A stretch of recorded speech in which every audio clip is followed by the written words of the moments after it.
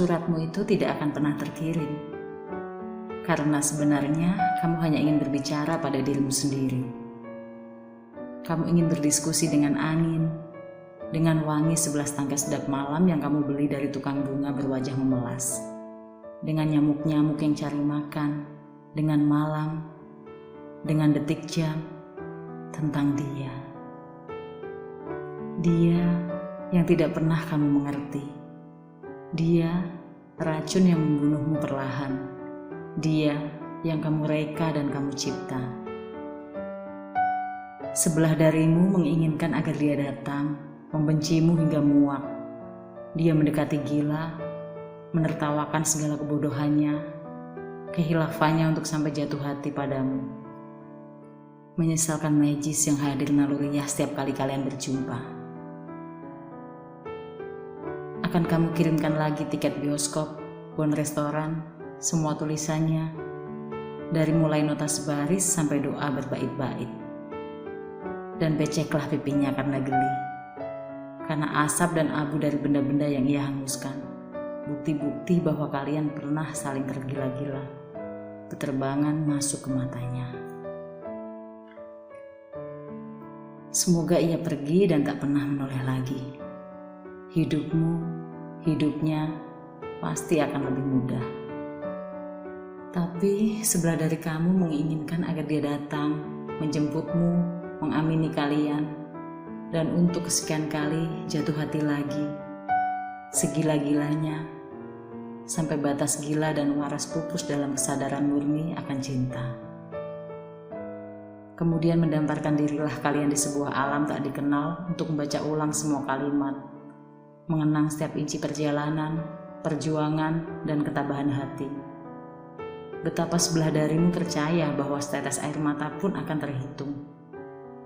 Tak ada yang mengalir mubazir, segalanya pasti bermuara di satu samudera tak terbatas. Lautan merdeka yang bersanding sejajar dengan cakrawala. Dan itulah tujuan kalian.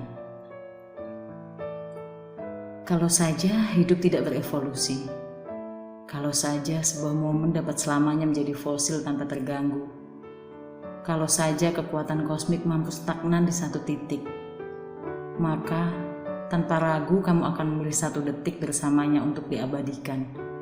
Cukup satu. Satu detik yang segenap keberadaannya dipersembahkan untuk bersamamu. Dan bukan dengan ribuan hal lain yang menanti untuk dilirik pada detik berikutnya. Betapa kamu rela membatu untuk itu. Tapi hidup ini cair, semesta ini bergerak, realitas berubah, seluruh simpul dari kesadaran kita berkembang mekar. Hidup akan mengikis apa saja yang memilih diam, memaksa kita untuk mengikuti arus agungnya yang jujur tetapi penuh rahasia. Kamu tidak terkecuali. Kamu takut. Kamu takut karena ingin jujur. Dan kejujuran menyudutkanmu untuk mengakui kamu mulai ragu. Dialah bagian terbesar dalam hidupmu, tapi kamu cemas. Kata sejarah mulai menggantung hati-hati di atas sana. Sejarah kalian. Konsep itu menakutkan sekali. Sejarah memiliki tampuk istimewa dalam hidup manusia, tapi tidak lagi melekat utuh pada realitas. Sejarah seperti awan yang tampak padat berisi, tapi ketika disentuh menjadi embun yang rapuh. Skenario perjalanan kalian mengharuskanmu untuk sering menyejarahkannya, merekamnya, lalu memainkannya ulang di kepalamu sebagai sang kekasih impian, sang tujuan, sang inspirasi bagi segala mahakarya yang termuntahkan ke dunia. Sementara dalam setiap detik yang berjalan, kalian seperti musafir yang tersesat di padang, berjalan dengan kompas masing-masing tanpa ada usaha saling mencocokkan. Sesekali kalian bertemu, berusaha saling toleransi atas nama cinta dan perjuangan yang tidak boleh sia-sia. Kamu sudah membayar mahal untuk perjalanan ini. Kamu pertaruhkan segalanya demi apa yang kamu rasa benar, dan mencintainya menjadi kebenaran tertinggimu. Lama baru kamu menyadari bahwa pengalaman merupakan bagian tak terpisahkan dari hubungan yang diikat oleh seutas perasaan mutual. Lama bagi kamu untuk berani menoleh ke belakang, menghitung berapa banyakkah pengalaman nyata yang kalian alami bersama.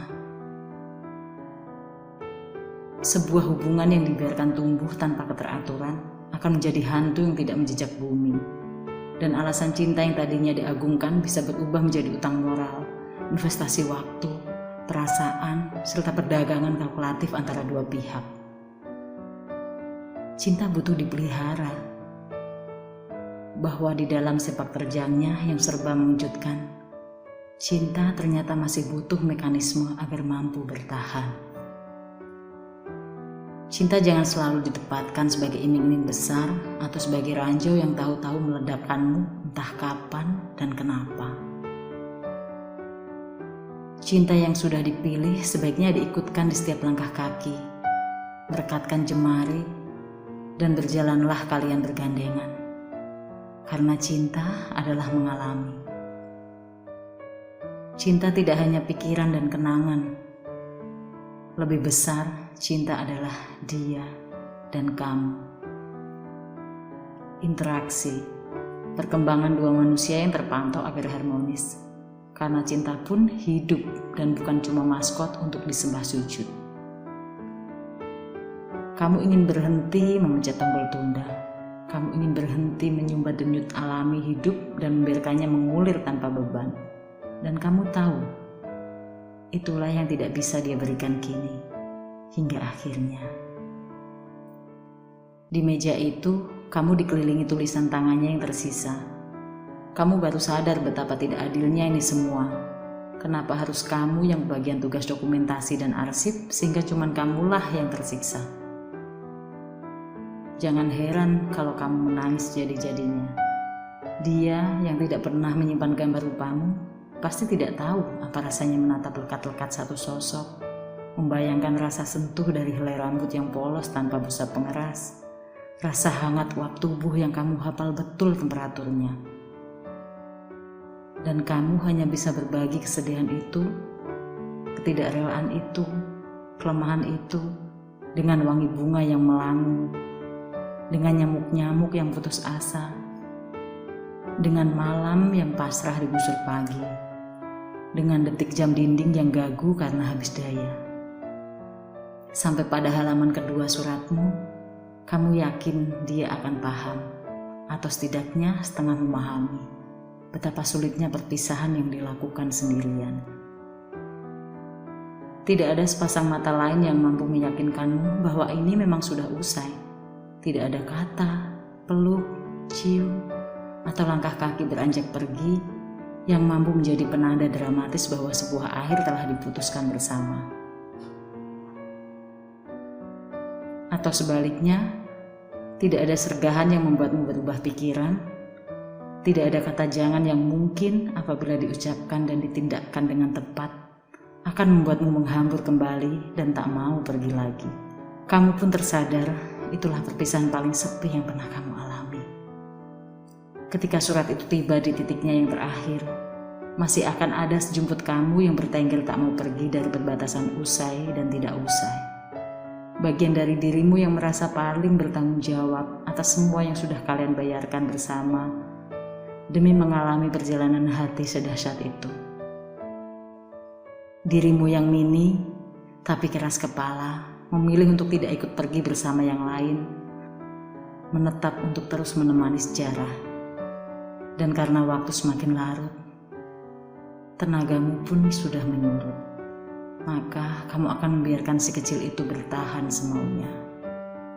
Mungkin suatu saat apabila sekelumit dirimu itu mulai kesepian dan bosan, ia akan berteriak-teriak ingin pulang. Dan kamu akan menjemputnya, lalu membiarkan sejarah membentengi dirinya dengan tembok tebal yang tak lagi bisa ditembus.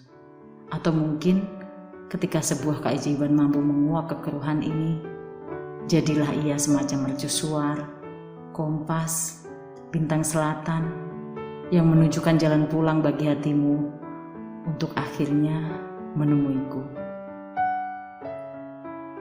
Aku yang merasakan apa yang kau rasakan. yang mendamba untuk mengalami. Aku yang telah menuliskan surat-surat cinta padamu, surat-surat yang tak pernah sampai.